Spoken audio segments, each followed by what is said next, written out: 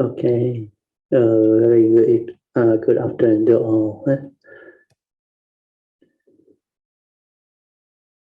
We will start our sharing. Now exactly 3 o'clock. Today is 13th of March, 2022, Sunday. So we'll be starting a new series.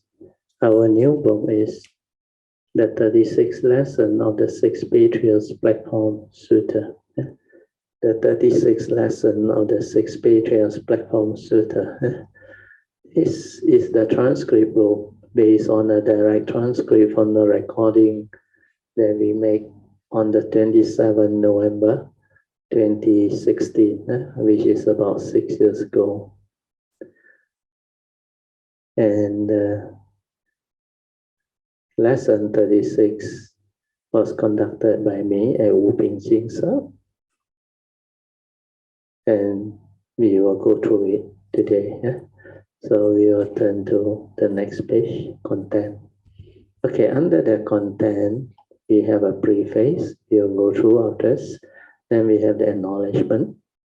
Then we have the sharing proper of the 36th lesson of the Six Patriarchs Platform Sutra, where we will have our pre-puja, which we have chant. Then Dhamma sharing by me, 3.2 onwards. Then under the subheading, you will also learn what is the purpose of meditation. The mind must have no dwelling. Only truth and wisdom liberates the mind. Then meditation is not about sitting only. So you will develop all this understanding. Then we have another section, 3.3. Brother Tio's closing remark, which is my closing remark. Then we have Q&A, followed by closing puja. Okay, now I will read to you my bio data or autobiography. This is a short form version. For those who are new, who may not know who am I will read to you. Brother Tio graduated from University of Malaya in civil engineering in 1979. He had been a spiritual practitioner come meditator since 1971. Since his retirement in 2001 from his engineering career, he has been sharing his understanding and experiences with those who are keen in their search for true peace, true happiness, and liberation from birth and death, and all mental suffering to become a more virtuous, noble, and wiser human being. He gives Dhamma talk and holds meditation classes and retreat, and weekly Dhamma classes at various meditation centers and places that invites him. Then the next page is the preface. So under the preface, it is Brother Tio's sincere wish that all Dhamma friends, spiritual practitioners, seekers of truth, and cultivators will be able to make use of this enclosed Dhamma transcript note to develop a better understanding of the Buddha Dharma as taught by the Buddha, so that they may progress along the path of Dhamma to become more virtuous, nobler, and wiser human being that can be a blessing to all of humanity and mankind.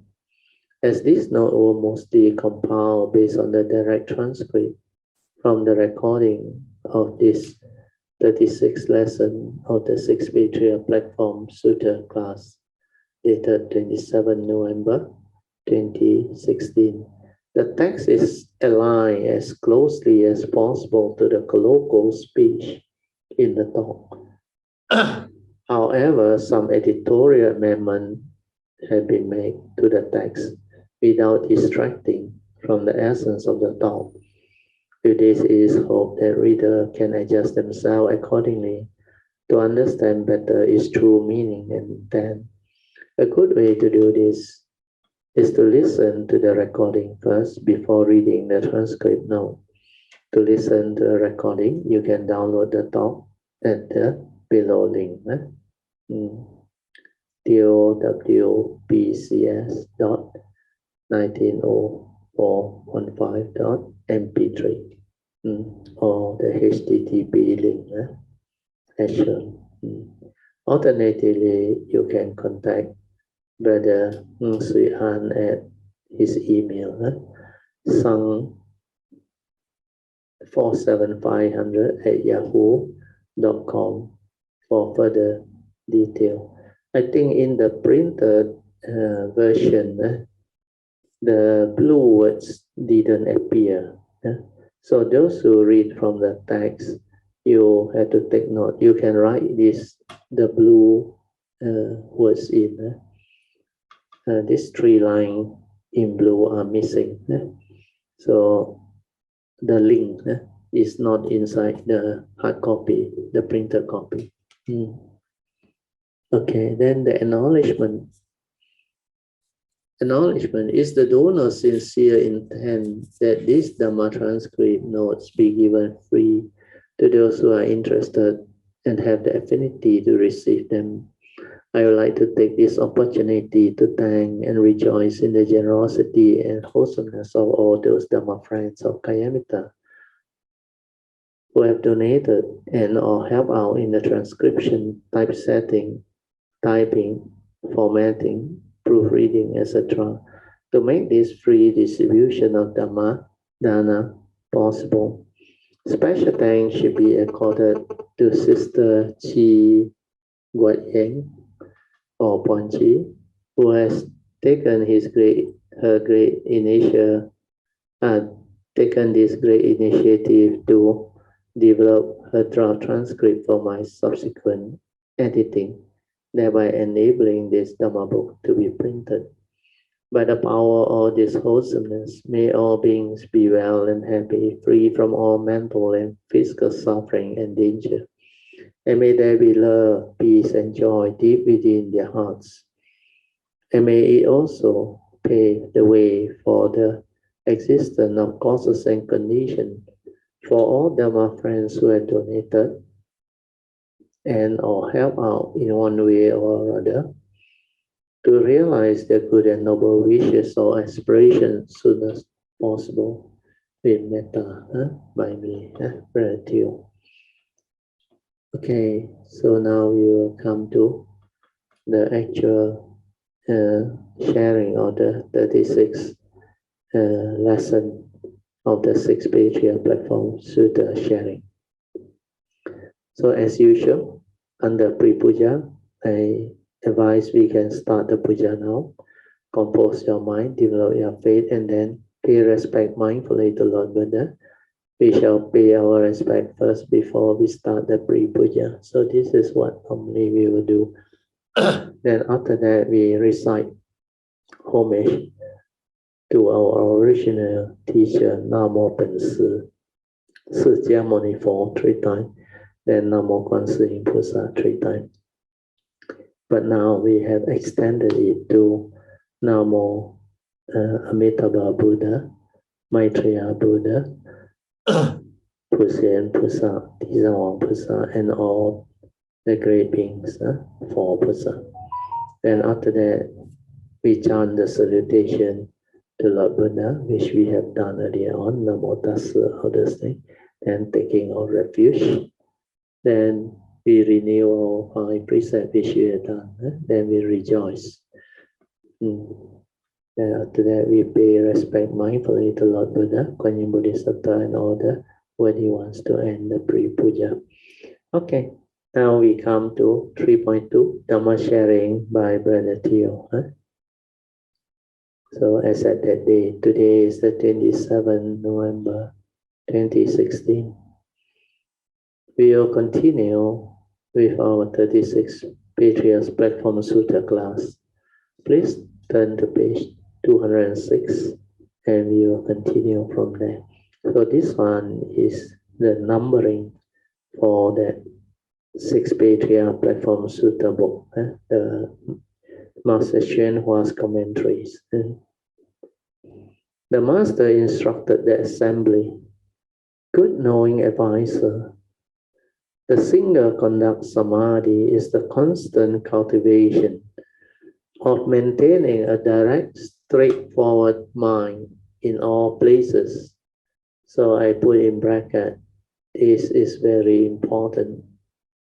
Whether one is walking, standing, sitting, or lying down. As the Vimalakirti Sutra says, the straightforward mind is the Bodhi Mandala. The straightforward mind is the Pure Land. This six Patriarch platform's opening statement is very profound. It's exactly the same as what I have been sharing with you all this while, except they use a different name, single conduct samadhi, here to express it. How do they define the single conduct samadhi? According to Master Huineng, it is the constant cultivation. But in the text, they use the word practice. Practice is not such an appropriate word because when you practice something, it's repetitive and mechanical in nature. But when you cultivate, it develops understanding. So constant cultivation of maintaining a direct, straightforward mind in all places means the constantly meditative and ever mindful mind. This is what heedfulness is all about. The single conduct samadhi is actually the cultivation of the continuity or stability of mindfulness to develop the meditation, which is equivalent to heedfulness as taught by the Buddha. Master Huineng explained it this way. If your mind can maintain a direct, straightforward mind, yeah.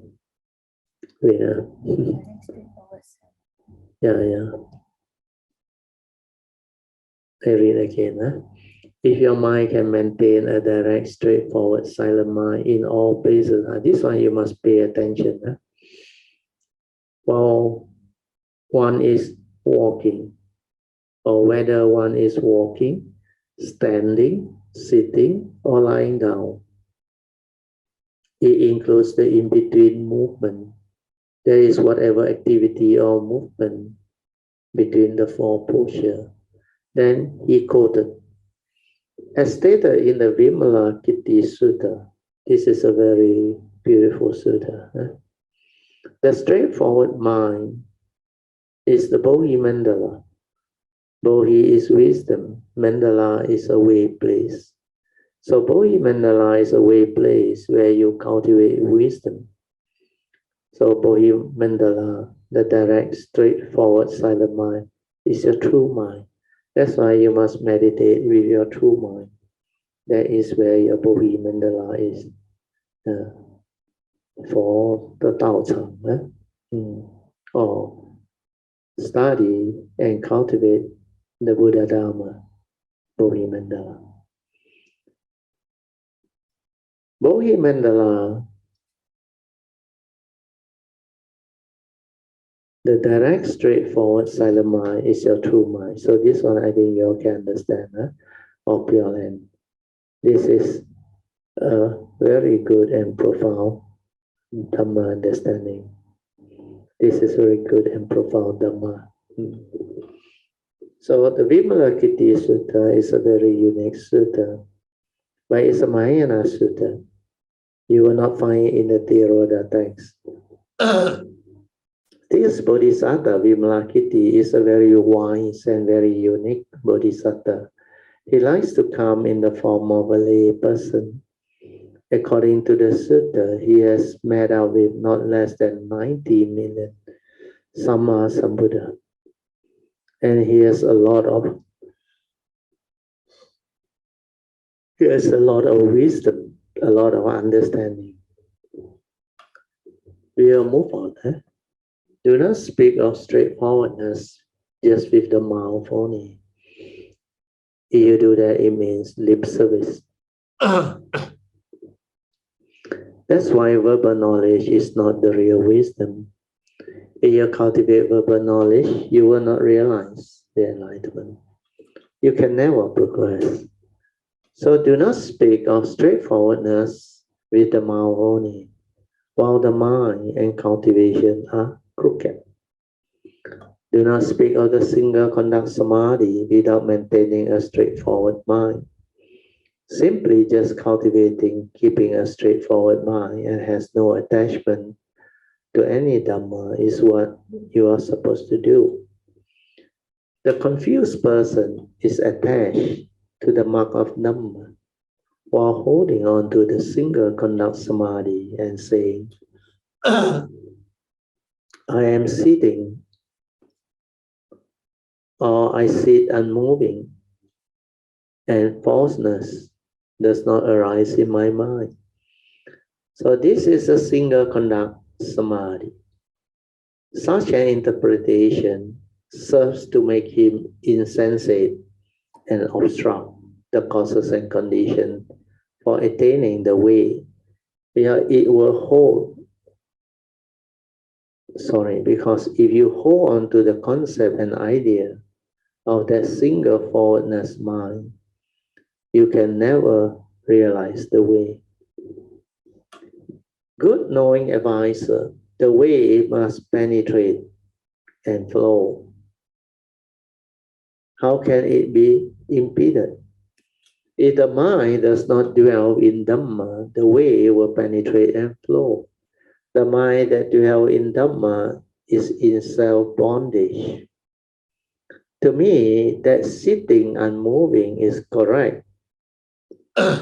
Is to be like Venerable Sariputta, who sat quietly in the forest, but was reprimanded and scolded by Bodhisattva Vimalakirti. Do you know Venerable Sariputta? He is the chief disciple of Sakyamuni Buddha, with foremost in wisdom. In this respect, there is a passage in the Vimalakirti Sutra. It seems there was an incident where Venerable Sariputta was sitting quietly in the forest meditating. Then Bodhisattva Vimalakirti passed by and saw him doing the meditation. Then he spoke to Venerable Sariputta, "What are you doing?" Venerable Sariputta replied, "I'm cultivating meditation, and I'm doing the meditation. I'm cultivating and meditating." And the way Bodhisattva Vimalakirti reprimanded him actually woke him up. He said to Venerable Sariputta, "Who told you that meditation is just sitting and moving like that?" He then explained the real cultivation to him. If your mind is quiet, peaceful, still, and silent, when you are in a stable posture, that is not meditation. That is trying to bring forth the condition for the mind to be very calm. So indirectly, you are seeking peace, quietness, and silence instead of wisdom. This one is a very important understanding. You are experiencing the conditioned mind. The real meditation is in the midst of life itself, in the midst of activity, when you can still be peaceful, silent, still, and unaffected by whatever life situation or condition. That is the real meditation. At that time, Venerable Sariputta has not developed that type of understanding yet. In the sutta, it was mentioned there is an incident where there was a very famous great being, whom all the Buddhas of the entire universe respect. They will send their representative, or they themselves will go with their disciple to pay respect and make offerings. But because this being that they are supposed to pay their respect and gratitude, if I'm not wrong, is Bodhisattva Vimalakirti. He is extremely wise, hence they have to be more careful. At this time, everybody was trying to suggest who should go. Then everybody pointed at Venerable Sariputta, that he was the wisest among Sakyamuni Buddha's disciples. Venerable Sariputta, when he heard of Bodhisattva Vimalakirti's name, straight away told the Buddha and the congregation, he said, no, I cannot go because I'm of no match for his wisdom. He had reprimanded me before. Finally, they had no choice but to seek Manjusri Bodhisattva, Mansu Pusa, who was also foremost in wisdom. For Manjusri Bodhisattva has reached a very high state of cultivation, having completed the perfection of wisdom. That was what the Sutra was all about. That is the reason why Master Huineng mentioned it here. The mind that dwells in Dhamma is in self-bondage. To say that sitting unmoving is correct is like Sariputta, who sat quietly in the forest but was reprimanded by Bodhisattva Vimalakirti. So this is a story behind. If you have not heard the Vimalakirti Sutta, you may not understand. So this one is very interesting. Eh? Okay. I think before we move on, I will explain a bit. So here, Master Huineng mentioned the mind that dwells in Dhamma is in self-bondage. I hope by now you all should be able to understand this sentence. This sentence is very profound. What is dwelling?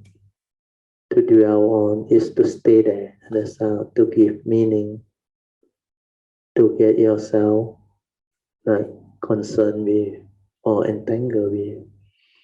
So the mind that dwells in Dhamma is in self-bondage. What is bondage? Bondage means you are caught in bondage. The reason being, you cannot see the truth. You cannot realize that truth. So the mind that dwells in Dhamma is to hold on to these Dhamma words, Dhamma knowledge, and Dhamma meaning. So if you dwell, then the egoic mind will arise. Then this will lead to bondage. That's why it's called the mind that dwells in Dhamma is in self bondage. Then he goes on to say that sitting unmoving is correct. So a lot of cultivators think that if they can sit long hours without any movement, means they are meditating very well.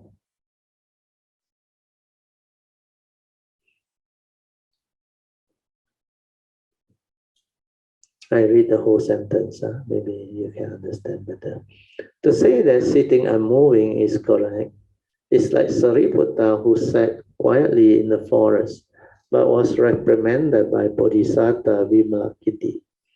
So this is the short story. If you have not read the Vimalakirti Sutta, you may not understand.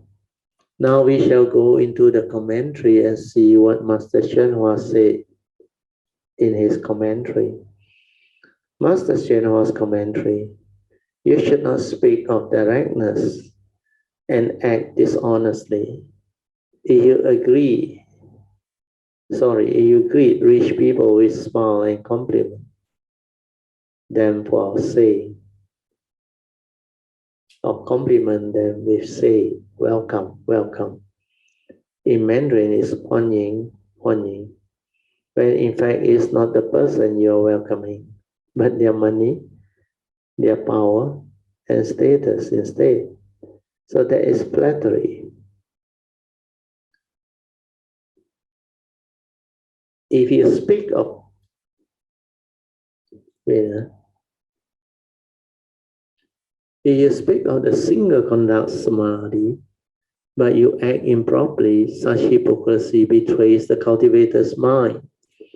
But if you cultivate keeping a direct, straightforward mind, a sincere mind, a silent mind, then your mind is the Bodhi Mandala. This is very true. Huh?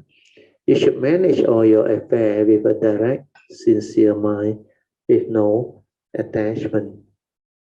So this one, you can understand, then my nature rejoice. Huh? Straightforward means not complicated, not cunning, not deceiving, but very direct and sincere. Huh? Then if you know how to silence everything and use that mindfulness or heedfulness to cultivate, then you will develop wisdom. That's why it's called Bodhimanda. You should manage all your affairs with a direct, sincere mind with no attachment. A stupid person give rise to Dhamma attachment. So this one you have to watch out. Huh? Hence, they will comment and they will say, I see here I'm moving and I have no false thought or thinking. This is equivalent to the single conduct samadhi. Master Shenhua said such a person is foolish. He is completely wrong. One who thinks this way turns into a vegetable. I don't know why he uses the word vegetable. In the Mahayana Zen monastery, you sit like a statue, not moving like a rock. Do you know what they will do to you? The Zen master will come and whack you and tell you, we have enough Buddha statue here. We don't need another one. Do you understand? Can you follow? When you sit there unmoving, no false thinking, no thought, what are you doing? You are like the statue, isn't it? The statue is also unmoving, also with no thought. But I think what Master Xuanhua means could be this. When a person suffers a stroke, or when you are no longer having control over your physical senses or body, they are said to be a vegetable. It means you cannot have any movement or activity physically. You may be conscious, but you cannot move or talk. In that sense, it could be a smile, but the actual meaning is they meditate until there is no more thought, which means their mind is in absorption or in one-pointedness energy field, concentrated, which is a conditioned state. Then they will say their mind is unmoving and without any false thought, without the heedless thinking or mental thinking. Even in that state, Master Huineng say it is not the real meditation. So you have to be careful when you meditate. That's why when you meditate without understanding, you can become gullible. Especially so you go to a retreat with all the tranquil setting, the peacefulness, and you do a lot of things. And you do a lot of sitting and a lot of formal meditation until your mind becomes very calm, very still, very silent, no more false thinking or more movement. You are in very strong absorption or one-pointedness jhana. Thinking that you have done well, then you believe you have progressed and you equate those experiences to enlightenment or awakening. You are deluded if you think that way, because that is a conditioned mind, held in energy field, hence not a free mind. That's why for those who understand, especially Zen Master, they will tell you this. We don't need another Buddha statue here because we had enough of them.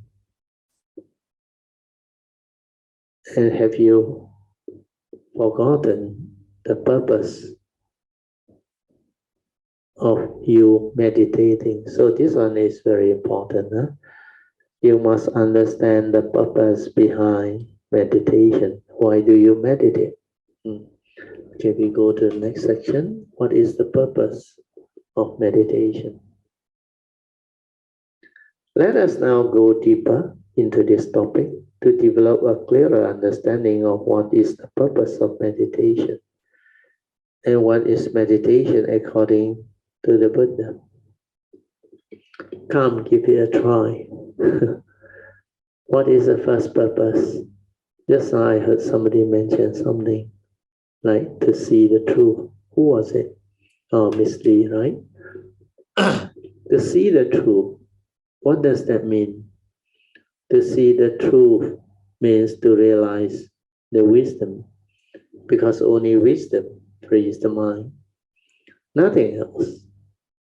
But like what I have always explained to you all, even if you are sitting in meditation to experience all the fantastic meditation, the calmness, the stillness, until you have no more thought, no more false thinking. So what? After you come out of that meditation, you still need to go back to life. Then you will become heedless again because you have not developed the wisdom, the understanding via the direct seeing to root out your defilements and free your mind as yet. That's why in the midst of life, you still cannot go. Now you understand why you go for meditation. Do not be gullible.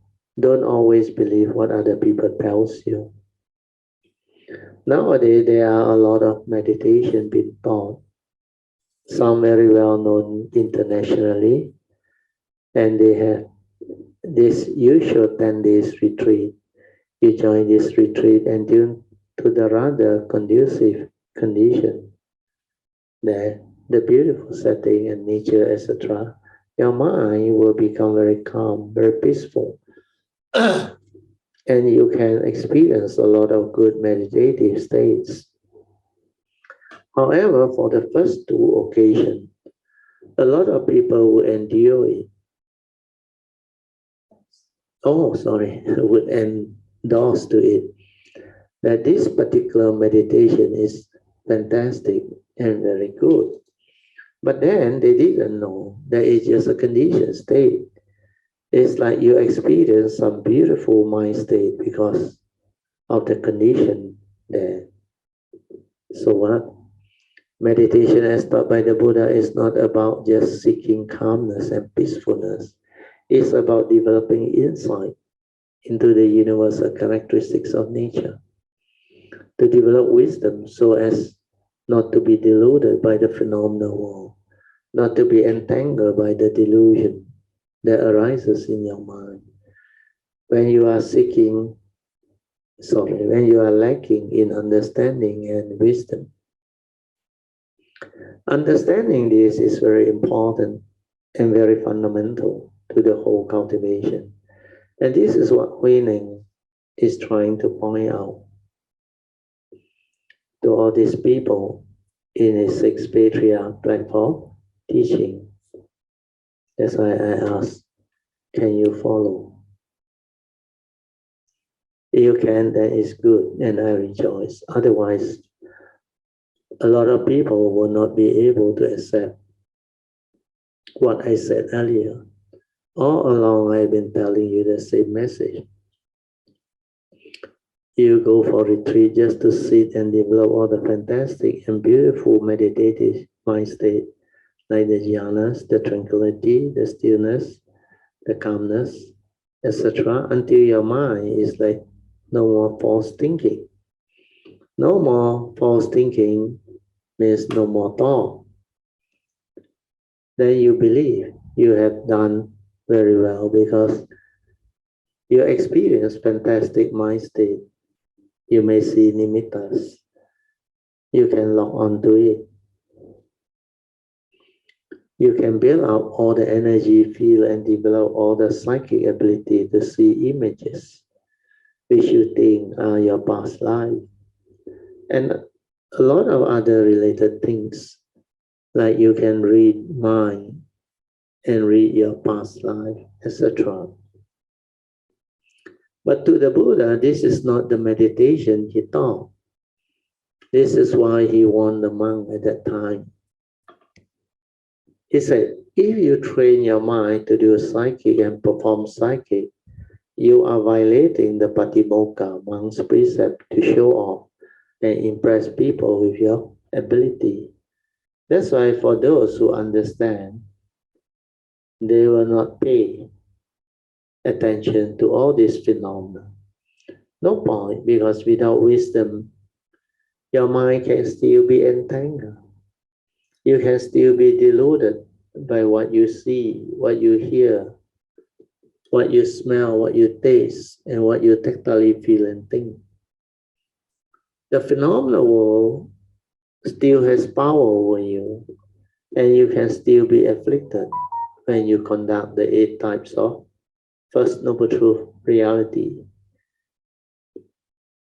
starting from birth, old age, sickness, and death, leading to separation when you are with people whom you don't like, and when things don't go your way, when you cannot get what you want, expectations in life are not met, etc.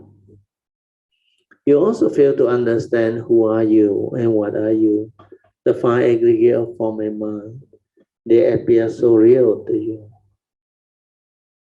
And you grasp, cling, and hold on to them. The Buddha summarized all of suffering as your self-delusion, sakkayaditthi, that condition you to grasp and cling onto the 5 aggregate of form and mind, the human being. We are thinking those are what you are. That's why he said the 5 upadana khandhas or grasping aggregate is dukkha.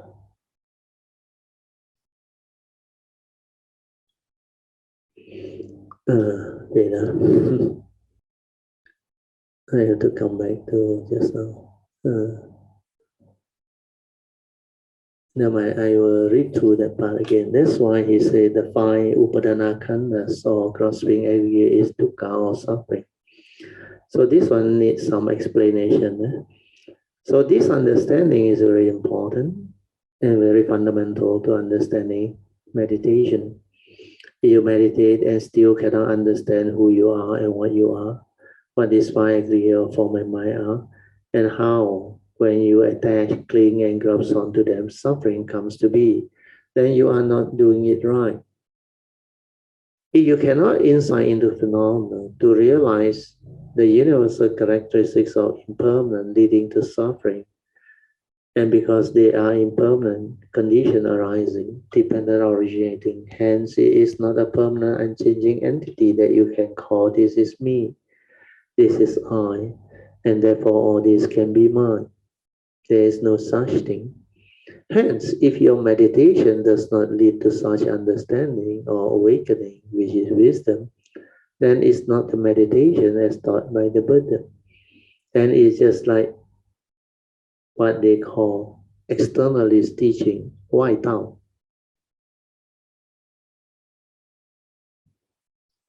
Those who develop this type of meditation, 外道 type of meditation, are more interested in the psychic ability, psychic field, in energy field, and seeking out fantastic meditation experiences.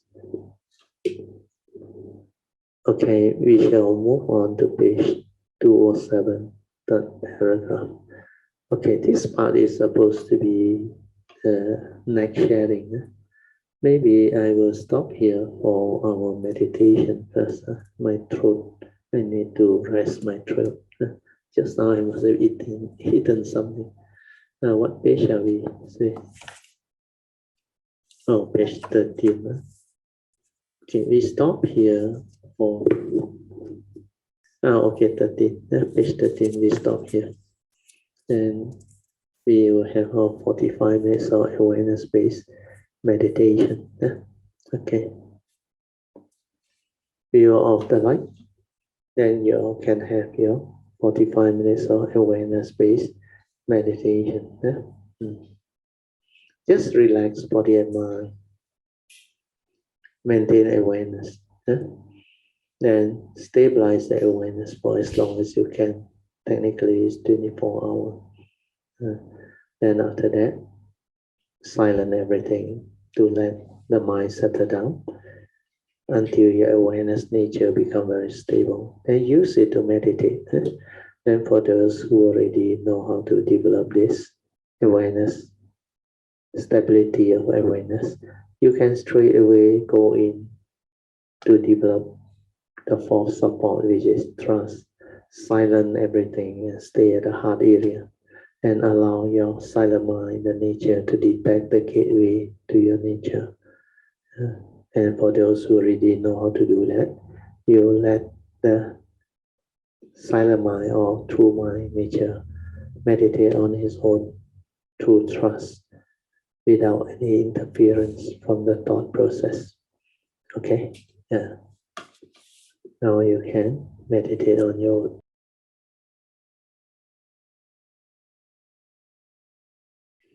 Okay, you can slowly, mindfully come out of the meditation. Try to maintain whatever inner peace, inner calmness, and inner awareness that you have developed for as long as you can. These are the meditative mind state that you need to use to live your life, to develop the daily mindfulness, leading to heedfulness in the midst of life, so that you can be in the meditative state throughout your waking moments. So from here, you will understand why meditation can be done in any posture, anytime, anywhere, any place. Because as long as you are heedful, you are in the meditative state. So heedfulness is the most important. As under the teaching, the Buddha stated clearly under Dhammapada verse 21, heedfulness is the path to the deathless. The heedful never die. Whereas heedlessness is the path to the dead. The heedless are as if dead. So the quality of mind that is heedful is very important. And what is heedfulness? Dhammapada verse 23. Constantly meditative, ever mindful.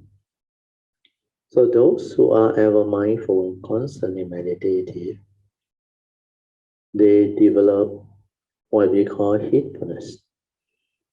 So to be in that state, we have to train our mind to initially be mindful, then stabilize it to be ever mindful. That's why awareness-based meditation is to develop that training, so that you can develop awareness of your true mind, your silent mind, your inner nature, stabilize it clearly, so that you are ever mindful. Then with the awareness, with the mindfulness, in the midst of life, both formal and informal meditation, you can use it to cultivate Noble Eightfold Path, which is the meditation as taught by the Buddha. If you do this too, you are heedful. That's why Dhammapada verse 23 confirms those who have maintained this state, those who are ever mindful, constantly meditative, and you can steadfastly remain in this state, you will realize the supreme, born-free Nibbana.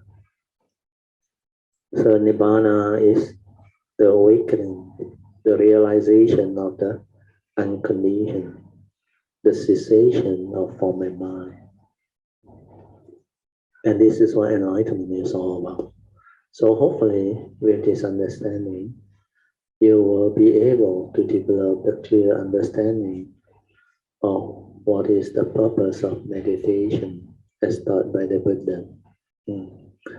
The main purpose is to just develop the training to be heedful so that you can use it to develop wisdom, to awaken, so that delusion can be rooted out. Then when delusion has been rooted out, there is clarity, there is right view, right understanding, and the Four Noble Truths all will be understood. So this is very important. Okay, now let us continue from where we stopped. Just now we are at page 13. My throat is slightly better already. My wife gave me the Manuka sweet, Manuka honey sweet.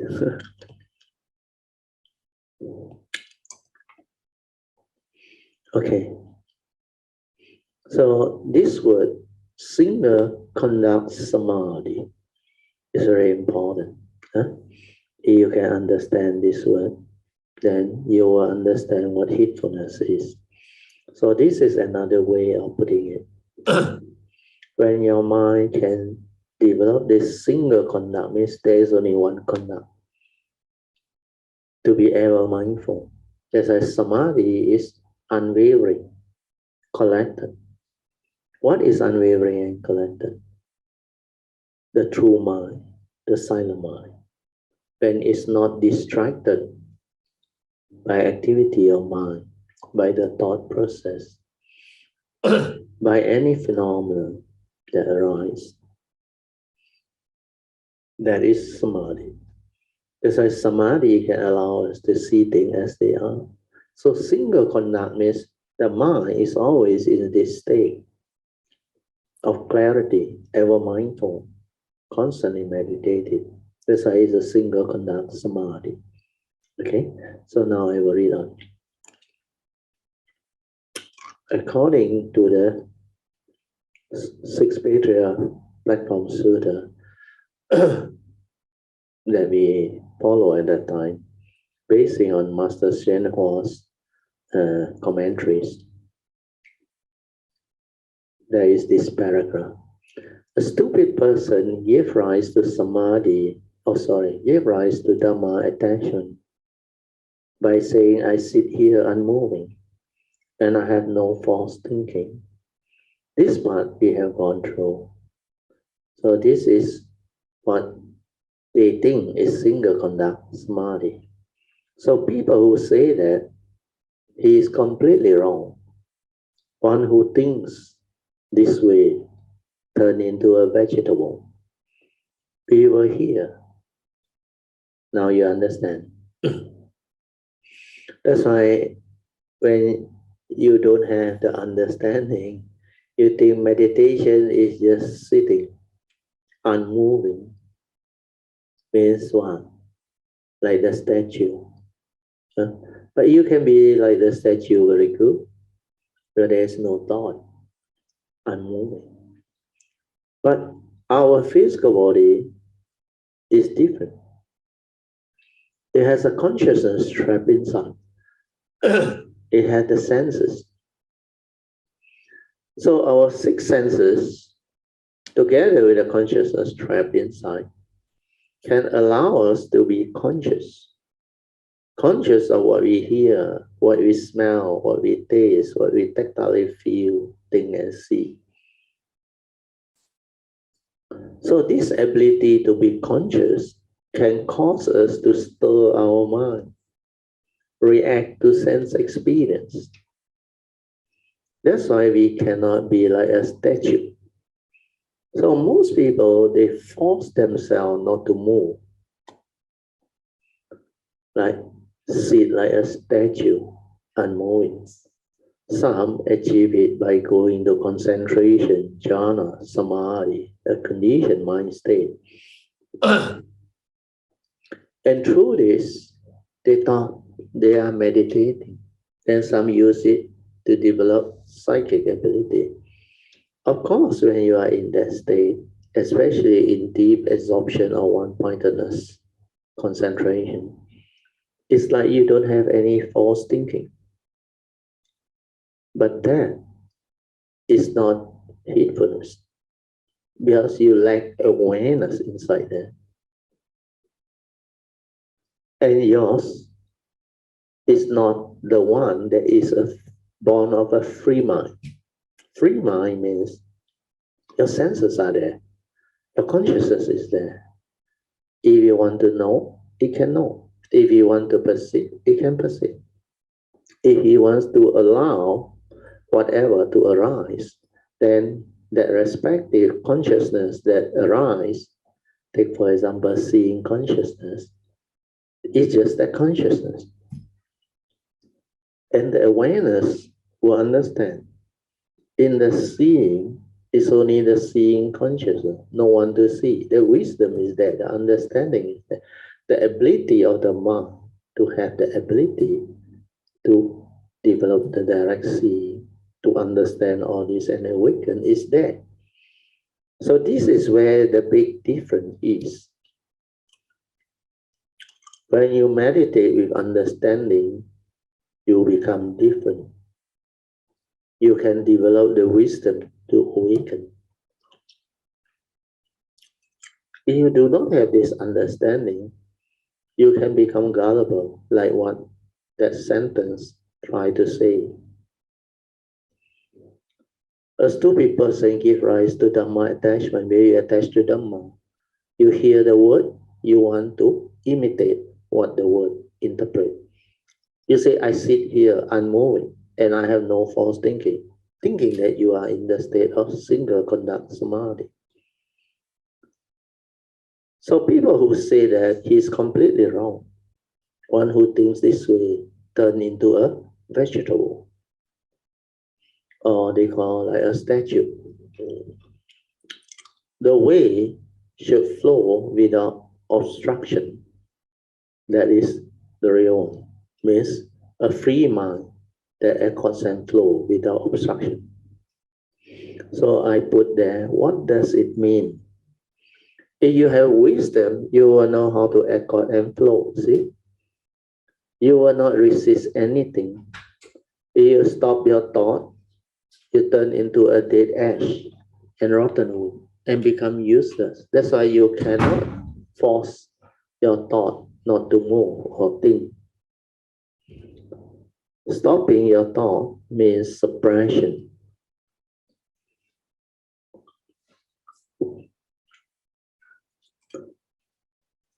See, this is what meditation is all about. If you stop your thought, you turn into a dead ash or rotten wood and become useless. Stop your thought means, oh sorry, I asked this. Stop your thought means what? Yes, very good. And sadhu, because somebody answered it correctly. If you try to stop your thought, it means you are suppressing them or controlling them. This understanding is very important. You cannot suppress and control thought. The question is, who is controlling? Who is suppressing thought? The thought we say, I don't want to have thought because it makes me think a lot. It makes me heedless. So the thought say, I have to stop the thought. Who is saying all this? It is the thought. So the thought wants to suppress, the thought wants to control, not understanding that the controller is the control. Thought is trying to control thought. Thought is trying to suppress thought. How can you do that? It's like you are trying to control yourself. That's why it's not natural. Then what is control? Control is resistance. That is clearly suppression. So this understanding is very important. The controller is the control. So there is duality. There is delusion. Because when you understand they are both thought, what happens? Thought active means the mundane mind and the thinking mind is active. When there is an active thought movement, or what we call thinking mind, mundane mind arising, then how can you be aware of your true mind, your true nature? One can only do one thing at a time. Unless you are aware without thought, or you are lost in thought. Lost in thought means preoccupied in what you are thinking, becoming like involved in your thinking. So your thinking has given you meaning and you are being distracted by the thought. The thought creates the egoic mind. The egoic mind creates thinking, reasoning, and what we call analysis. That's how it ends up in right and wrong. The duality, argument, and also conflict, disagreement, war. So when we see the danger of thought, then we will have to develop the wisdom to use thought appropriately. Actually, it's not the fault of thought. Thought is neither good or evil. It's the user of thought. When you are deluded, thought has power over you. You become deluded and deceived by thought. Thought has power over you. That's how people get into trouble. Then thought become egoic, wrong thought, because it has the evil roots of greed, hatred, and delusion. So meditation has to awaken to this. Without thought, who are you? Without thought, there is no word, no concept, no idea. It's the true mind, peaceful, quiet, tranquil, still, no activity, no movement. If you can realize that through meditative training, then you become different, you awaken. Then you realize all the thinking has no purpose and meaning. Just like the Buddha says, Sabbe Sankara Anicang, thought is impermanent.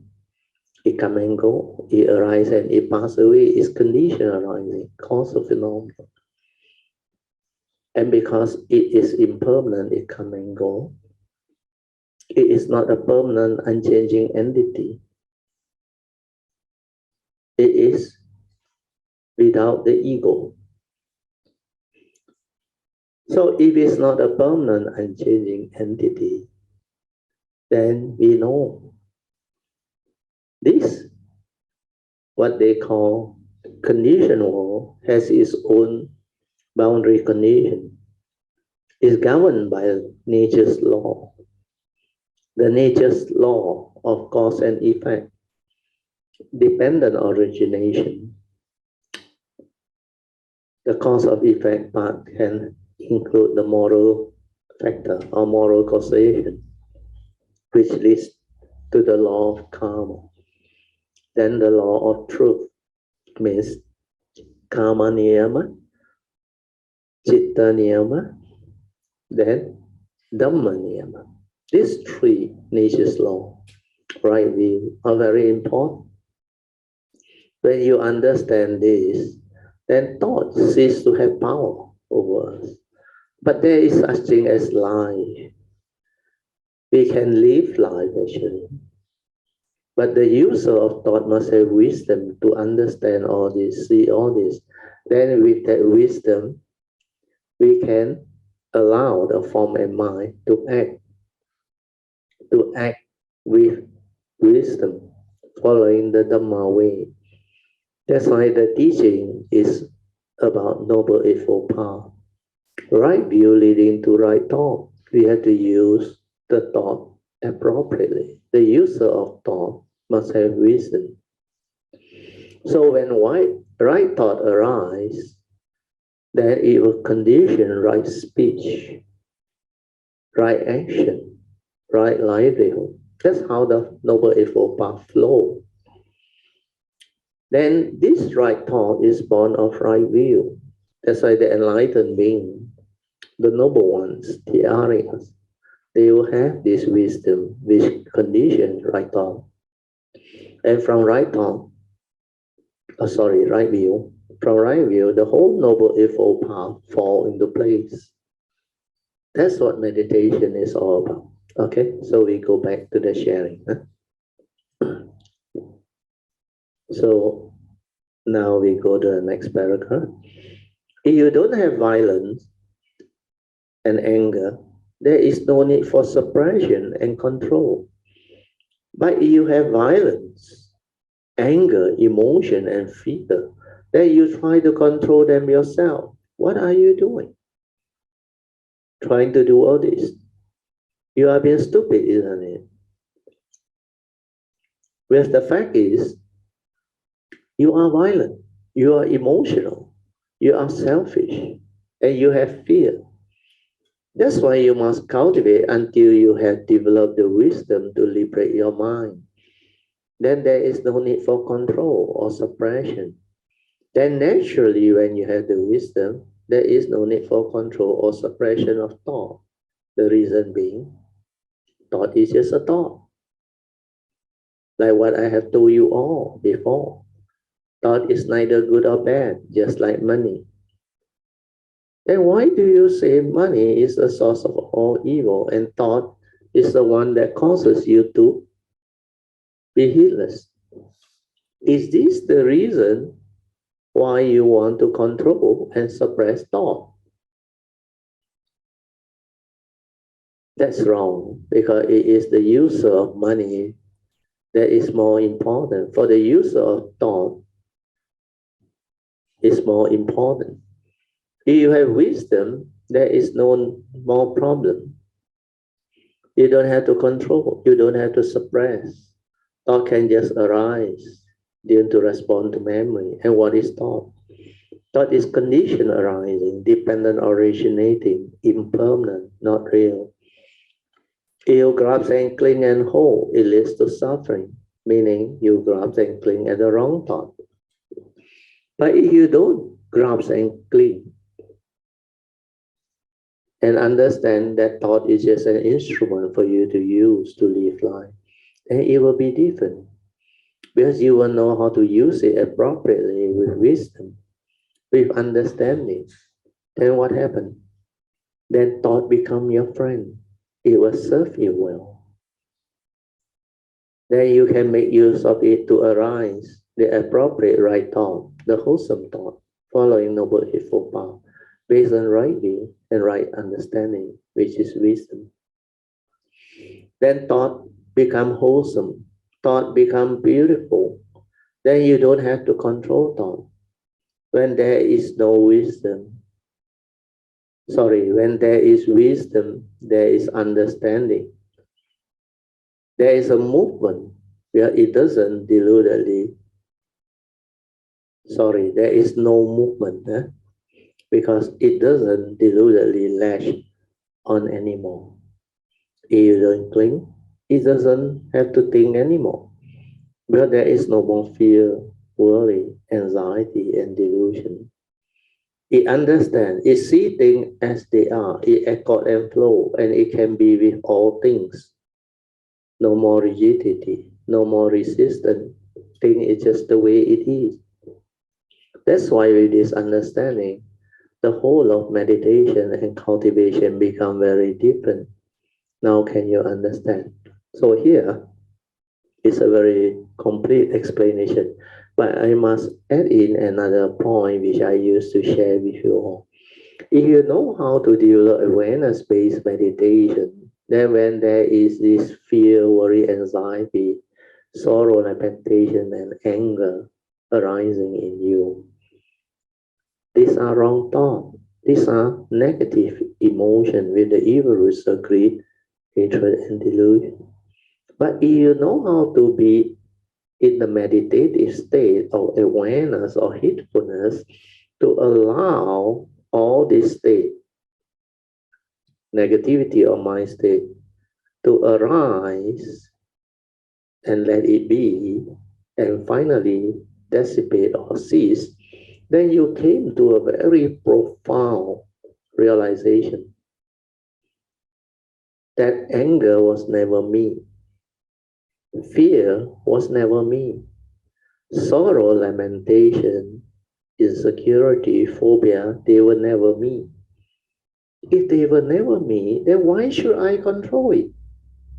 Why should I suppress it? Why should I develop the wrong negativity of view to push it away? This understanding will liberate you because that understanding clear up the sakayaditi, the delusion. If feeling is not me, perception is not me, all the sankhara mind state are not me, then why do they arise in me? Then who am I? What am I? Inquire. Go into this. Develop profound wisdom. If my thoughts are not me, then who am I? What am I? If they are not me, how come they arise within my form and mind? I can be aware of it. Then I realize they are not me because when they arise, and when I'm just aware, it will cease. When it ceases, I didn't die. So how can thought be me? How can emotion be me? How can fear, worry, anxiety, sorrow, and lamentation, insecurity, phobia, etc. be me? Can't. So this understanding is very profound. You will awaken to it. Then after that, once you're awakened to it, then you have to trace the origination factor. If they are not intrinsic in me, how do they arise in me? Like the Buddha said, trace the origination factor. Why did I get angry just now? How come my form and mind was fearful just now? So when you recollect through mindfulness, you realize at the moment of seeing, when you see that person whom you don't like, your memory recall, you develop the fear, the phobia, or the aversion, the dislike, the anger. Then you realize this is what your views, opinion, and conditioning and memory is all about. That's why memory arises. So thought respond to this memory, become conditioned into emotion, anger, hatred, sorrow and lamentation, insecurity, or fear, phobia. Then you start to understand the Buddha's Paticca Samuppada, the law of dependent origination, the dwelling. Because of wrong view, avijja, ignorance, it condition wrong thought, activity of mind, avijja, paccaya sankhara. Then sankhara, paccaya vijnana. Actually, at the moment of consciousness, there was no one to see. But when you input the content of consciousness, vijnana paccaya nama rupa, that is the moment of delusion. At that moment of seeing, if you have the wisdom, the awareness, you will come to realize in the seeing, There is only the seeing consciousness, no one to see. Because you didn't input the delusion, the content of consciousness, the sakkayaditi, the wrong view, the egoic mind hasn't got it. That's why at the moment of direct seeing, there is no interference from the thought, the memory, and the conditioning. There is no wrong view. When there is no wrong view, then how come there is an ego or personality to arise and become angry, emotional, fearful? So that is definitely the ego, the egoic mind. The personality that grabs onto the far aggregate of form and mind, thinking that is real, thinking that the form and mind is what you are. So this sakkayaditi can actually give rise to wrong thought that condition your negativity of action, speech, and thought process, thereby bringing about karmic downfall, karmic negativity that condition one's suffering, misery, and affliction. So this is what the Buddha's teaching is all about. So this part I have actually explained earlier on, but when I share the six Patriarch Platform Sutra, this particular lesson 36, I didn't repeat this part, but the essential understanding are all explained there. So today I have the chance to add this in so that it can let you have deep understanding of what this teaching is all about. So remember, the problem is never about the thought. It's like money. Money is neither good or evil. Likewise, thought is neither good or evil, or wholesome and unwholesome. Thought is just a tool. It depends on the user. Like money, if the user of money is evil, money becomes evil. If the user of money has noble qualities, virtuous user, then money becomes very, very wholesome, virtuous. It can bring about a lot of wholesomeness, virtuous activity. So with this understanding, as a cultivator, we will straighten our views. Then we ask ourselves that question: how can I not stir my mind, not react to what I see, what I hear, what I smell, what I taste, what I tactily feel and think? Then it brings us to another section of the Buddha's teaching. The Buddha says, we must have the direct seeing to see things as they are. Means not according to what our views and opinion or belief system or conditioning telling us that this person is evil, this person is violent, or this person is what and what. And how can this country do that? How can it attack another solving country and all those things? So all this, when you don't understand, it becomes like very real. You will attach to it. You will cling on to it. So with the Dhamma understanding, then we will come to know. To see things as they are means the direct seeing without delusion. Views, opinion, and conditioning and belief system doesn't come in. So when they doesn't come in, if I see things as they are, means I understand all these condition arising phenomena, they follow nature's law, like the Buddha said. Whatever that arise, there are causes and condition behind. So if the causes and condition have been set, things is just the way it is. Like the Buddha said, you have to learn to see things as they are. Means within that moment, that reality, what is, suchness, tathata. So when you can have the wisdom to see things as they are, means human being, living being are just the way they are. There's no right, no wrong, no blaming, no finger pointing. He know you, he know me, no mark of anything. With that understanding, you become very different, very, very different. Then you can develop the wisdom to transcend the delusion. Then you can act beautifully. So this is what Dhamma is all about, the understanding of it, free your mind. So we straighten our view by telling ourselves, people are just the way they are. The world is the world. Conditions like that, things will be like. So I accept.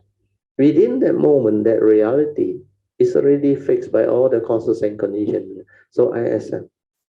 The moment I accept, I am free of fear, free of emotion, egoic movement, all completely free. That's why you can accord and flow, accepting the reality within the moment. But if you just do that, you are not living life. Understand? If you just do that, you fail to understand the important purpose of life. Yes, accord and flow is most important, but after that, what happened? The problem is still there. You have to act. You have to resolve things and make way. That is the Dhamma part that people don't understand.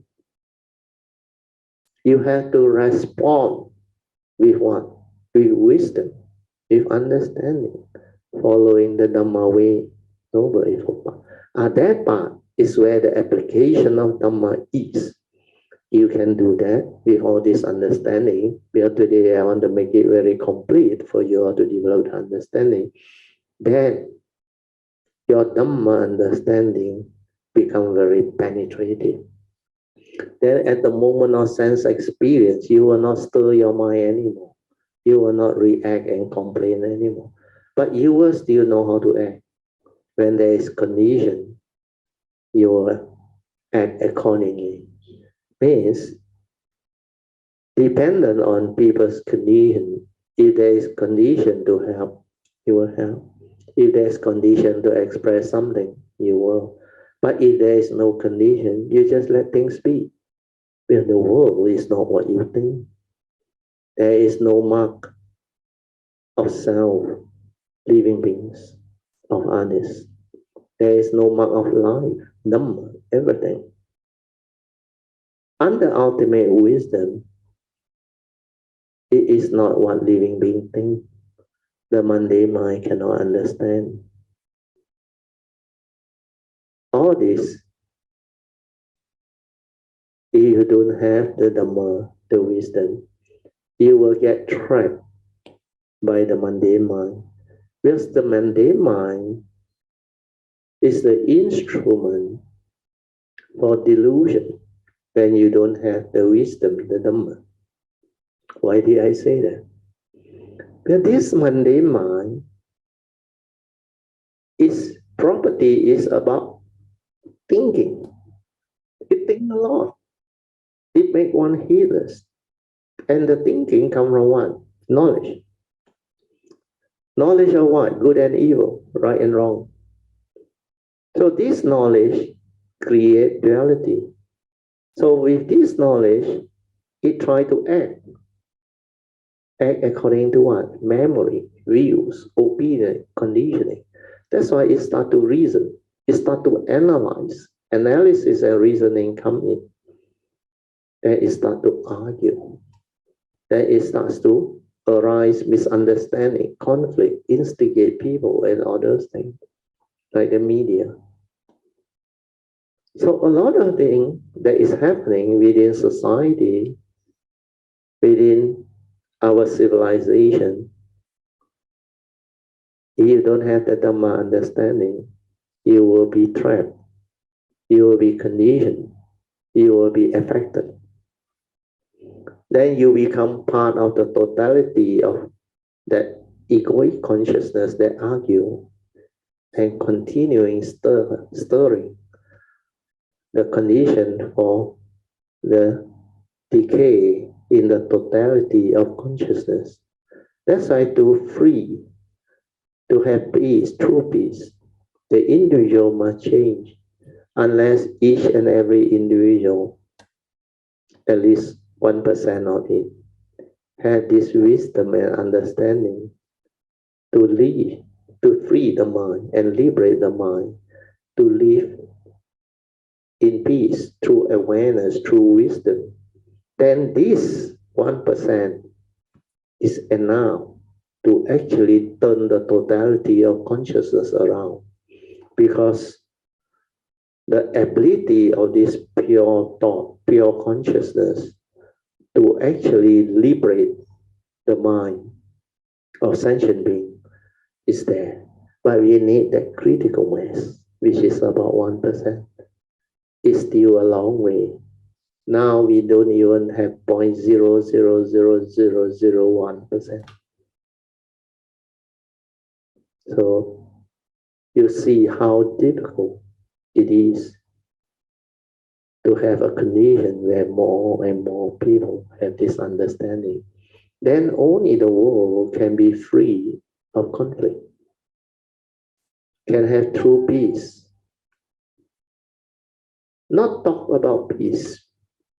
If you talk about peace, the egoic mind come in, conflict come in, misunderstanding come in. That's why United Nations also having a lot of problem, headache.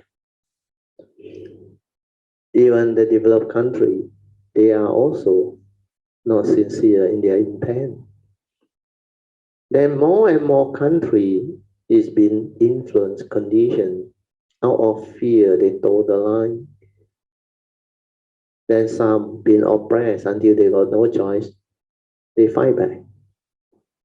And all this arise because of what? The result of what? Delusion, ignorance, not understanding truth. So this is the part that I would like to share today. Huh? Then we go back to the sharing. Then I see where I can end. So we can stop already. Okay, I finished this part.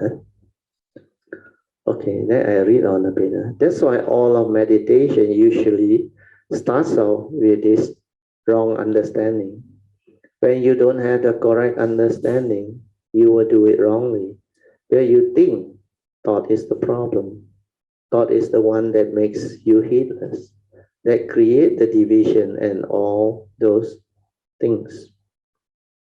But you do not understand that all this division and heedlessness come from the inner delusion. If you have wisdom, all this will not arise, like the Buddha said. Without the spiritual faculty, the mental hindrance will arise. And when the mental hindrance are there, the evil roots are there. That is how thought can make you evil, brings about karmic downfall, and brings about negativity of mind state, which includes all of your wrong thoughts, which are fear, worry, anxiety, sorrow, and lamentation, and insecurity, phobia, etc. They all come from your delusion, nothing else. Hence, meditation has to be developed with understanding. It is about developing understanding and wisdom to liberate the mind. Always remember, don't try to control or suppress anything. Think it's just the way it is. Develop wisdom. That's why mindfulness is very important. To be mindful is to be aware without thought. Only then can you be in the state of silence, to see clearly via the silent mind. To see clearly how this mundane mind that is entangled with the wrong view arises. The cause and condition for you to become evil, for you to become heedless. And through that understanding, you just have to straighten your views and reverse all this retrospectively. With that understanding, you are no longer deceived, no longer deluded. Then the five aggregate of form and mind will become different. Yes, it now understands how it becomes entangled, how it gets itself drawn into all this via delusion. So this is beautiful. Huh? Huining is very wise. And he straight away knew this is where the problem is. Also, all meditators and cultivators go into energy field. Almost all meditator and cultivator go into energy field, and they love that type of meditation because they can straight away become so calm, so peaceful, no more thought, no more false thinking, enjoying the bliss, the piti, the sukhang, the very strong energy, and all of the nimitta experiences, etc., including all of the byproduct of this type of thought-based meditation, which is energy field, thought-based and psychic-based. Then, like the Zen master say, even Huining also say, this is not the real samadhi. This is not the one that can bring forth the wisdom. This is the one that traps you. That is the reason why the Zen, in the Zen way place, if you go there and sit like a statue and every day doing the sitting and walking, then sitting and sitting and sitting, thinking that by doing all this so-called meditation, one day you will become enlightened.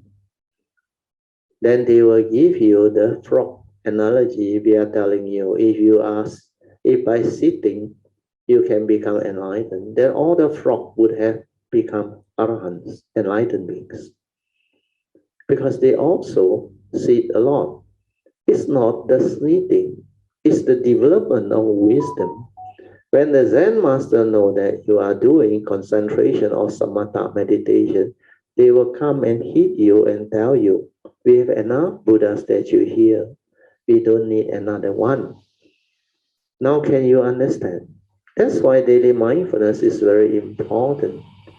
And it is the key to development of wisdom. Because without daily mindfulness, you cannot be heedful. Without heedfulness, you cannot see things as they are. You cannot develop the wisdom. So the form of meditation, the retreat can be useful for you to train your mind initially. But then the real meditation is life itself. Daily mindfulness leading to heedfulness. Can you maintain that silent mind? That type of so-called free mind that is in samadhi without control, without suppression. That free mind, through its own understanding and wisdom, connected to the form and mind, becomes beautiful because when it is no longer deluded, then that mind serves you very well. It will listen to you. It will make you beautiful. Then you can use it to develop wholesomeness, cultivate virtue, goodness, and love, so that you can become a blessing to all. This is what meditation is all about. This is what meditation is for. That is also the reason why I always say, when you have developed the right meditation according to what the Buddha had taught you, it will bring you back to the Noble Eightfold Path cultivation. You will have the right view leading to right thought, right speech, right action, and right effort, right living or livelihood, then right mindfulness and samadhi. If whatever you do in the name of meditation makes you more egoic after experiencing all the fantastic mind state or meditative state, and it doesn't bring you back to the Noble Eightfold Path cultivation to transform you personality-wise, character-wise, and wisdom-wise, then you better check. Because that is not the meditation taught by the Buddha. If your emphasis is only on the jhana, on the calmness, the peacefulness, and the stillness, and the fantastic nimitta experiences, and all the other various type of fantastic manifestation of mind, that you can see light, etc. When you reach those so-called deep samadhi or deep samatha concentration or absorption mind state, then it is a deviation, where it is not what the Buddha taught. The first 6 years before his enlightenment, the Buddha to be learned from all those teachers, those meditation, means jhana meditation, samatha meditation. And he did all those energy field, thought-based meditation too. That's why he was still stuck, and he knew. There is a reason why he left them and continued to seek on his own. In a similar way, Master Huining, the sixth patriarch, via his platform Sutra, pointed it out to you very clearly that this type of meditation is a deviation. Okay, with this, we shall move on. Okay, I will stop here. Huh? What is this page? Page 18. So we stop at page 18. Huh? Okay, so now we will continue with the second session, which is meditation reporting, followed by whatever question you may have on the teaching, the meditation, or how to apply this teaching to resolve whatever life problem or situation you may encounter. Okay, you can also share your experience of Dhamma cultivation in daily life. Is Dhamma in daily life, so that more people can develop the faith, the understanding, and sharing. Okay, we open up. Anybody wants to come in? You can on your mic or show your hand. Yes. Yes. Manyan. Radio, Yes. I find the talk today very meaningful. Yeah, very meaningful and very clear, very profound, very complete. Yeah. Yeah, I don't know why I didn't understand it Earlier before on. this, but it's like becoming clearer and clearer and like a I can relate. And you can relate because now your understanding is more stable. That's why you can relate to all this sharing. Actually, it's not easy for normal people. That's why without your knowing it, over time, all this understanding has stabilized actually. That's why now most of you can follow the sharing. And it has given a new development to the Kayamita's ability to comprehend the deeper aspect of sharing by me, by my nature. Very good. Thank you very much. Yes. I just want to share and it really, when I thought about it yesterday night, I was really happy that because I was able to deal with something that I think if it was before, before this, then I would not have done it so well. Sadhu, very much good. better. Yeah. That's why you will come to know, the form and mind will come to know. Before the Dhamma understanding, actually a lot of things in life you cannot resolve. Even my niece, they came this few days, one of them, the convocation, the whole family came down. This brother, he has 4 daughters and 1 son. So the daughters were my niece and the son is my nephew. So they learn so much things from me through talking to me. And they like me to share a lot of experience in life and history with them. And today I able to share a bit about basic Dhamma understanding with them. Because 2 of them study pharmacies and they had very good experience when they are young and also after they study the course and graduate. One of them is working in the government clinic in Alosta. That one is the elder one. Then the other one is graduating but now having an intern. They can relate to old age sickness and death and people's problem. Then all of the sharing of what happened to me as I age, they start to appreciate. Then one of them also experienced when he was Form 5, the hand broken, fracture, and went to the specialist center in Alostar. That one didn't really have the skill and understanding, so actually created a lot of problem and she almost lost her hand. After the second day, they say they have to amputate the hand, otherwise it will become septic and become very messy. So luckily, my brother decided, he said, no way, he said. So they took him down to Penang Island Specialist Center.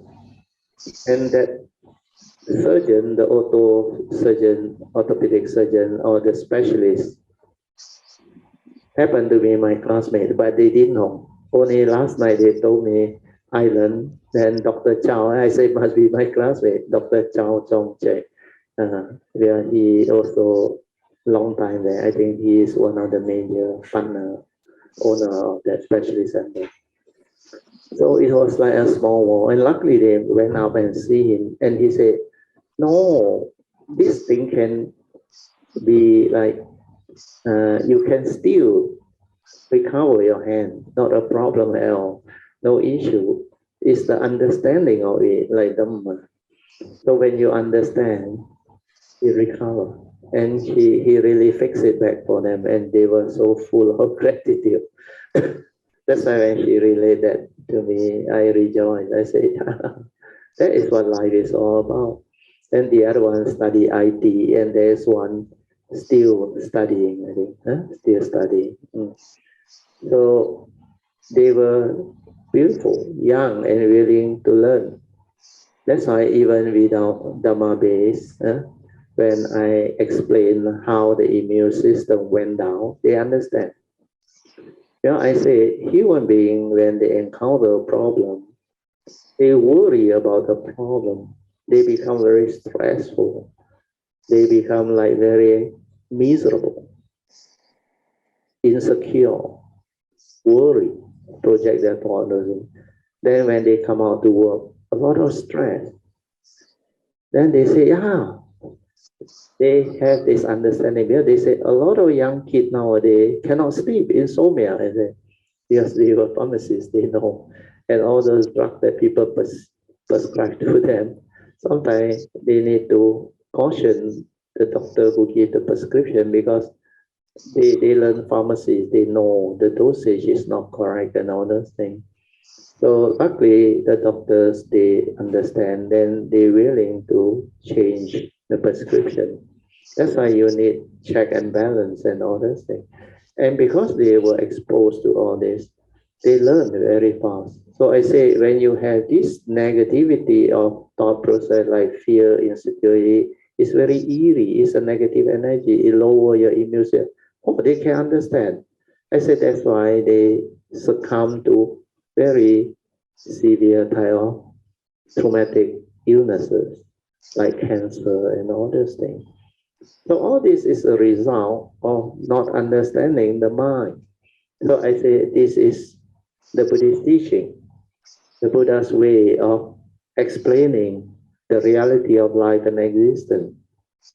How come human beings suffer through fear, worry, anxiety, insomnia, cannot sleep, then develop depression, develop stress, develop so much problem related to life, financial problem, relationship problem, health problem, career problem. So all this they start to understand very fast. Then I explain to them a few things. As you age, you go through, like my angio thing, and my diabetic, how it started. Then lady and man different, because lady, they have this hormone until menopause. So before that, the hormone will help them. Their artery will not get blocked because of the hormone. So because of all this, they learn. So these are beautiful. So sadhu to you too, Mayan. Yeah, Brother Dear, it's good that they can understand just by Yeah, one. because they study the right field. Yeah. Then the other one, computer science and IT, just graduated, went to Singapore to work. She also very sharp, top girl. Oh, the first class honors, the PTPTN all way. And she is very happy with her career development at the moment. And I even teach them how to understand what life insurance to buy. Because people approach this new graduate to buy insurance and all those things. So I explained to them the understanding behind life insurance, why you buy and all those things. So they find it very helpful, very useful, and they learn a lot of things. That's why they like to talk to me. They actually supposed to go out to Sunway and take the sister for experiencing the skating ring, the ice skating, and see the mall. But they decide to stay and talk to me until before the class really end. Then I say, oh, you all better go. Yeah, almost 2:20, 2:20 already at the time. Then they say, okay. Uh, they say thank you and they left. So it was beautiful sharing. They only stay here, I think, 2 nights. 2 nights. Maybe plus tonight, another night. Then they will be back home. Then the Singapore one will fly to Singapore. So this is really helpful. Dhamma, I realize, can be understood by the young who are keen, who are like have the interest. With this group of my brother's children, the niece, especially my niece, they are very different. I realize this brother one, the daughters, they are all very different but very good. They are very keen to learn. They are very keen to listen to people who have experience and understanding, and they have good background. Yes, I think my brother brought them to Tzu also. They have some Tzu exposure and background, but they are very beautiful, brilliant kids, young and very like keen to learn, like a clean sponge, willing to absorb all the understanding. And I can see the joy in them in going through this phase of life. And when they came to my house also, they say they love my house, especially the room that they stay in. They really like it. So it was so beautiful, a very different experience. And I help the niece that go through the convocation because it was in University Malaya. I worked there last time and I very familiar the campus. So I decided to be their tour guide, take them and retake all the photo and all those things. So they were full of joy. And they didn't know there was so much thing. They said she studied there for 3 years, like she didn't really know the campus until I explained to them what other thing that I constructed and did the swimming pool, everything, and all the building. So they were very surprised. So a lot of things in life, like it's like a small world. Things just connect and happen. Okay, Manuel, you can continue with your sharing. Okay. So actually, rather yesterday morning, my father said he's not feeling well, and then he asked me to use that the cell kit test on him. So I did lah. After he was tested positive, Oh, okay.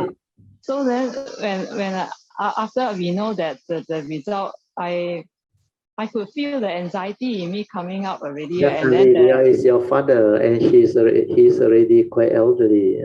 Oh, this year 83 lah, just only. Yeah, actually 83 is quite elderly, not young. Yeah. So I felt the anxiety, and then there was this feeling of why don't the feeling of not liking lah, like why is it happening to my father? That type of thought is a habitual tendency, but by now you have the Dhamma, you can accept the reality and develop the understanding to move. That's why you say, if it happened last time, you don't know what to do, you cannot cope. But now you can cope and you can do it very well. Sadhu to you.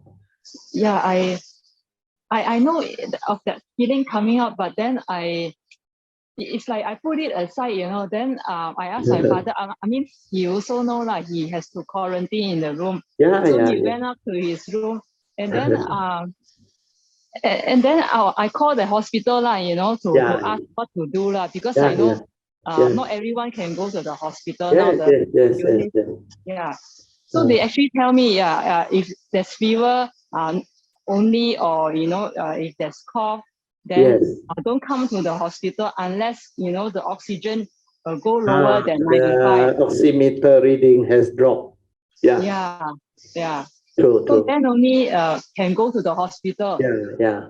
Then I was thinking, like that's like time too late already. But never mind, that's what the hospital say, right? Yeah.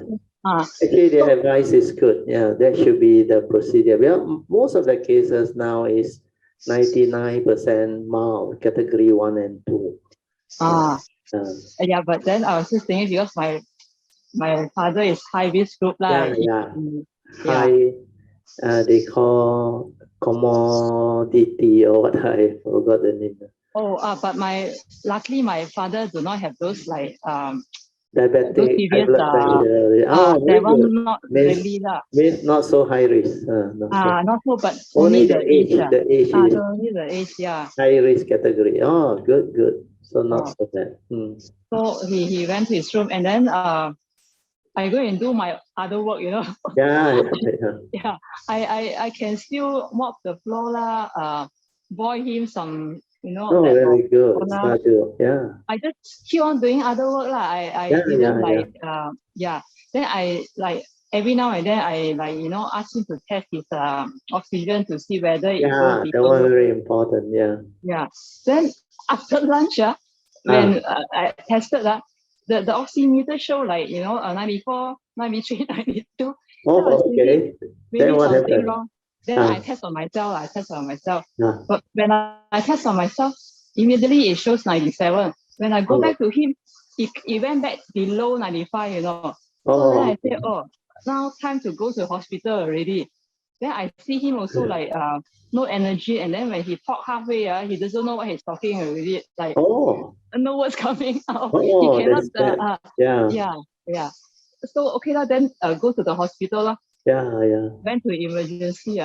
Then when we went there, then they asked the doctor who came out asked me, why are you here? Then I say, COVID. Then he said, COVID don't come. I say yes, but because the oxygen level has gone down. So then when he heard that, then he immediately take my father out of the car and then go into the room lah. Then after a while, he came out again and said, hey, your father oxygen level okay or 98 or? Then I said, cannot be at home 92. And he said, maybe your oximeter not accurate. Some brands are not that good. Sometimes the battery. You need to change the battery. When the battery weak, the reading also weak. Because I tested on myself, okay, but when I test on him again, it went down to so low. So then he said, better you can take your father home, like just if got fever, take Panadol. It got normal lah, just quarantine and monitor only. So I was quite happy with that. The UH specialist center, is it? Oh no, I went to the emergency straight away. Not specialist, the general hospital. The general. Hospital. There is a Kachema-san on. Yes, correct. So then okay lo, go back home. Very good. Go back home. Good experience for you. Then after that, what happened? Go back home. I tell you, my father also still. The energy not that. I have to really help him to get out from the car. But then funny lah, once he's out of the car, he look at his plant. He want to water his plants, And then he go and water his plant. But he still, I can see him wobbling. Then I was thinking, this, I don't know what to say already. He's not listening to me. He cannot listen. His hearing is also very bad. I also not sure whether he can hear me or not. Then this morning he looks much better. But it's because after he told me after he take Panadol, then he will feel much better. But after when he wears off, he will like deteriorate again.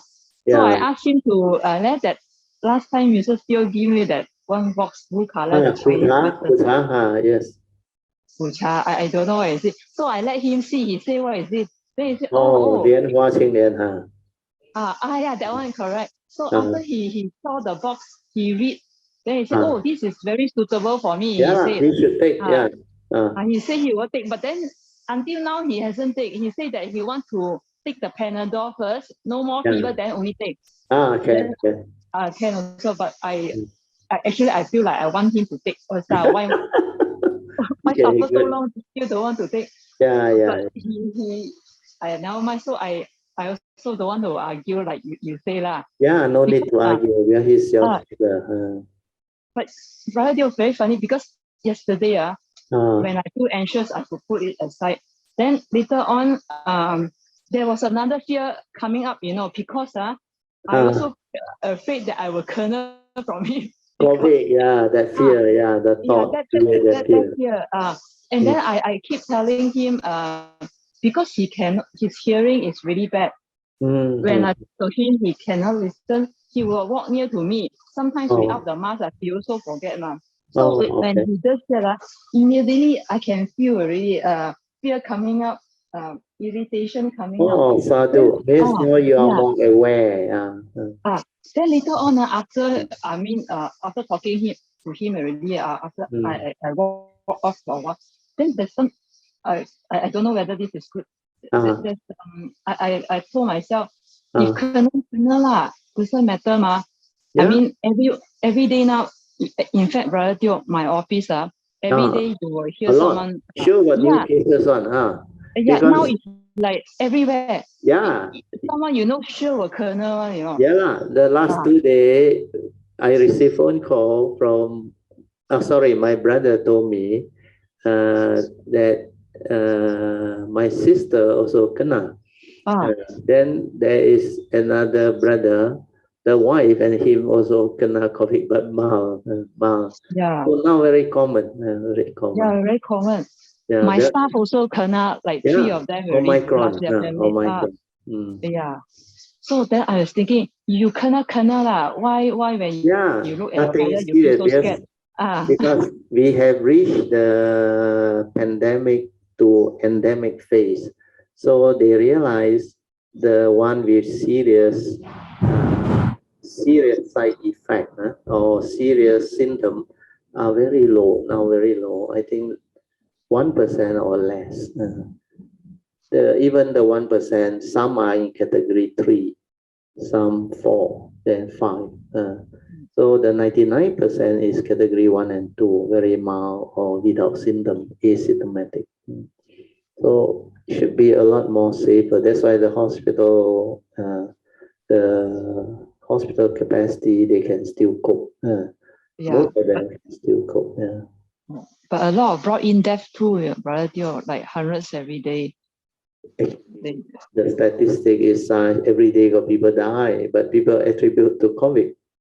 It's not really so, because sometimes accident death is much more than COVID death. It's what they call statistics. You have to go by the sample. I think they still can cope. That's why they want to slowly open up 1st of April. So that we transition into endemic phase. In fact, more countries going to do that. UK also going to do that. But some countries are still conscious. Then we see how it goes.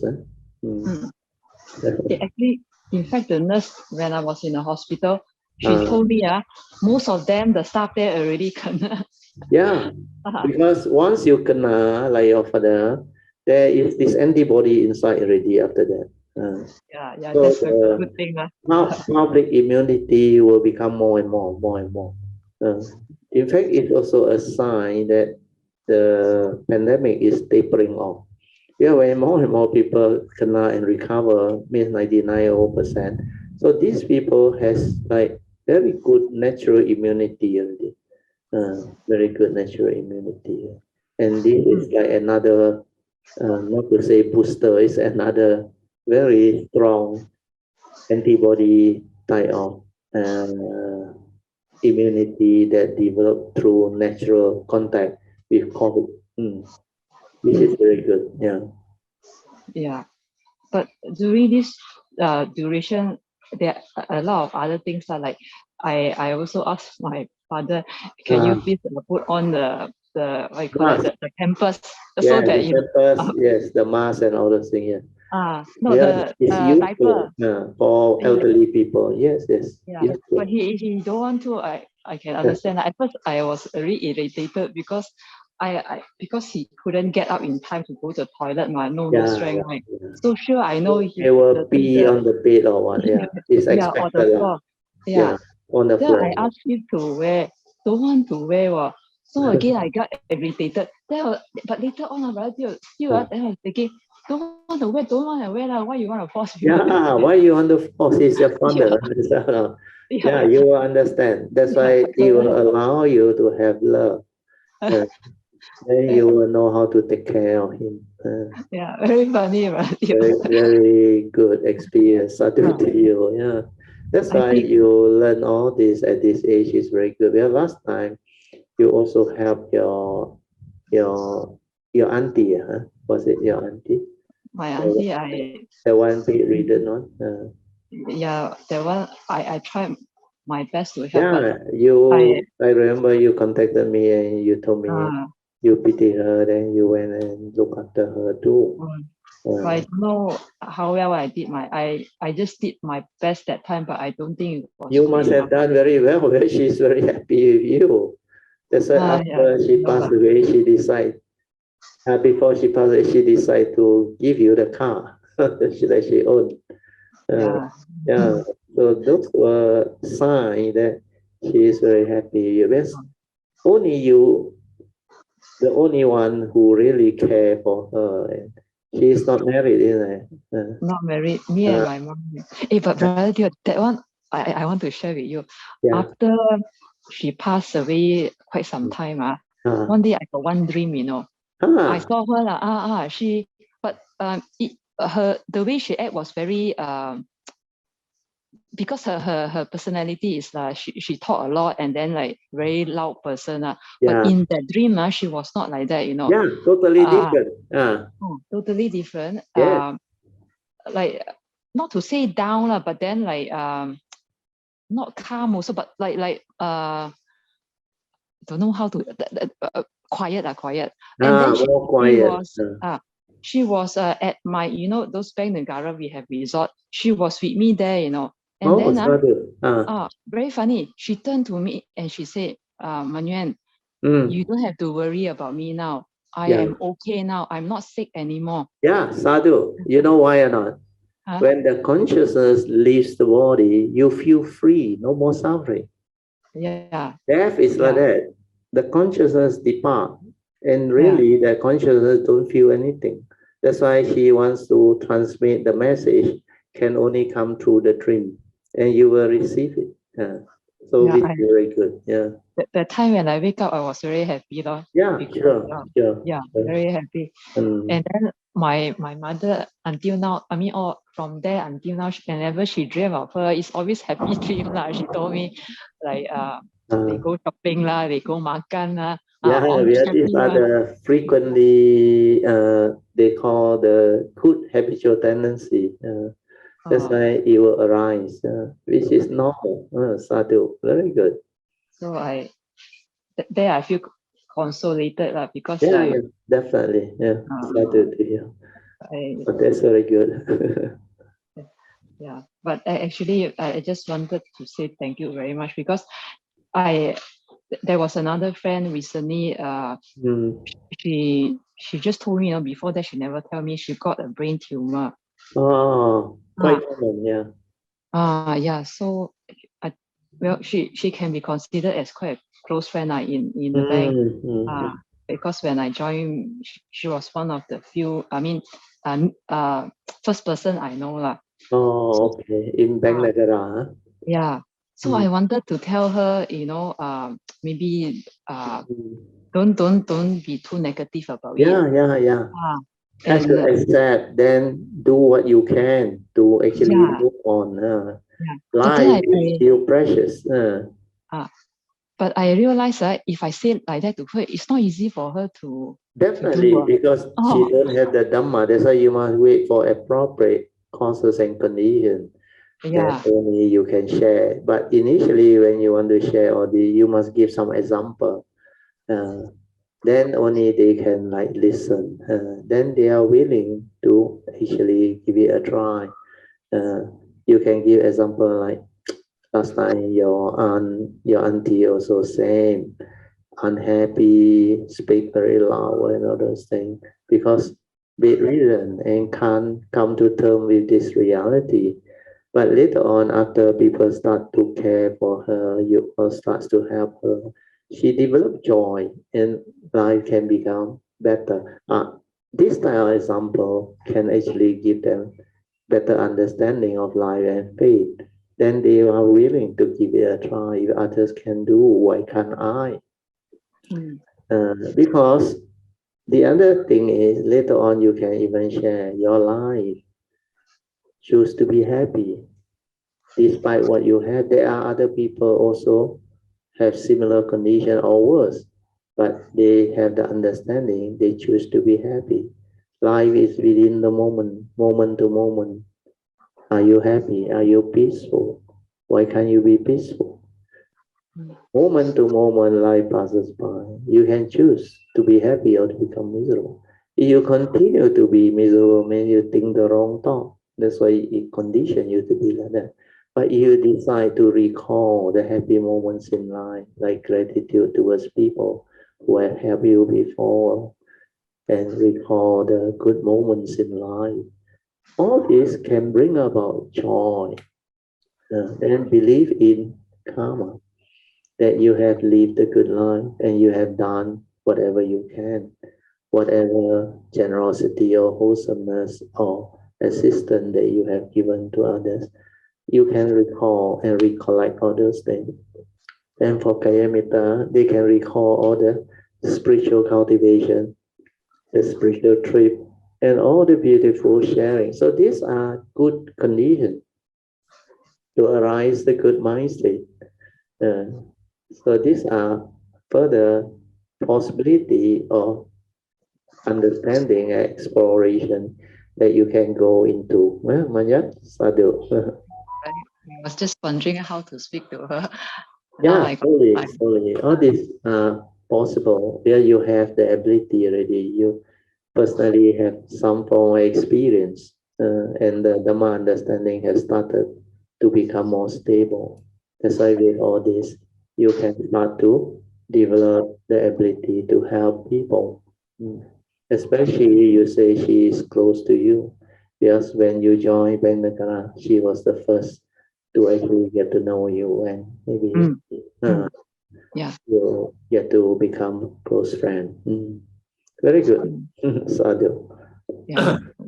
Brother, thank you. I really find the Dharma extremely useful. Yeah, extremely useful. My nature rejoice too that you can benefit from all this sharing. Sadhu. Yeah. But not all the time I'm so okay lah. Sometimes also feel miserable. This is already a very good sign because you have changed so much. Even last time, my daughter and my wife used to tell me, last time, Manyuan, very, very panicky one. They were in negative one. You always say, bad, brother, Theo, bad, all the bad, bad, bad. But now different. Now you got joy, you can share and all those things. You say, you also very surprised in the old Manyuan, you would have known you cannot do it. But now, with this new understanding, you can do it. And you feel the joy. And this is what Dhamma is all about. It can transform living beings. It can make them beautiful, become a blessing to many. Then life can take a turn and become more joyful, meaningful. So Sadhu, Banyan, thank you. Thank you. Yeah. Okay, we all should rejoice, because it's 6:03 already. We all will rejoice with Manya's good sharing. Sadhu, sadhu, sadhu. Okay, one more announcement I forgot. We all should rejoice too, because Sri An and Mifong decide to buy us a new portable amplifier. and it arrived today or yesterday. It arrived yesterday, and they decided to donate. So we all should rejoice and thank them. Sadhu, sadhu, sadhu. So this new set that I'm having was donated by Sui An and Mi Fong. Rejoice. Thank you.